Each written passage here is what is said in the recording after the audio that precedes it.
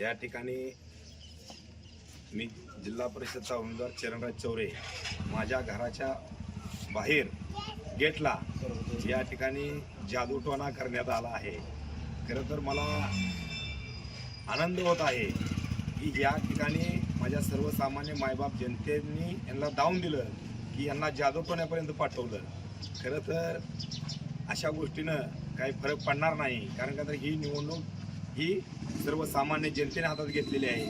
खरं तर या ठिकाणी महाराष्ट्राचे उपमुख्यमंत्री एकनाथ शिंदे साहेबांची सभा झाली आणि त्या सभेनंतर डावून दिलं या ठिकाणच्या सर्वसामान्य जनतेनं की या ठिकाणी आम्ही चरणराज चौरे यांच्या पाठीचे आहे, त्यामुळं यांच्या पायाखालची वाळू सरकलेली आहे।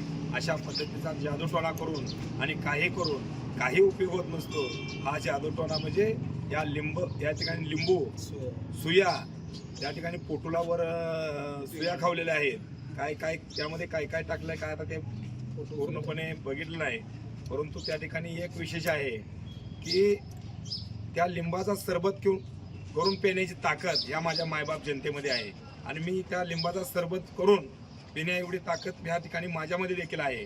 परंतु अशा पद्धतीनं काहीतरी षडयंत्र, अशा पद्धतीनं काहीतरी चुकीचा गैरप्रकार करून तुमचं कुठलीही डाळ शिजणार नाही। ही निवडणूक माझ्या सर्वसामान्य मायबाप जनतेने हातात घेतलेली आहे।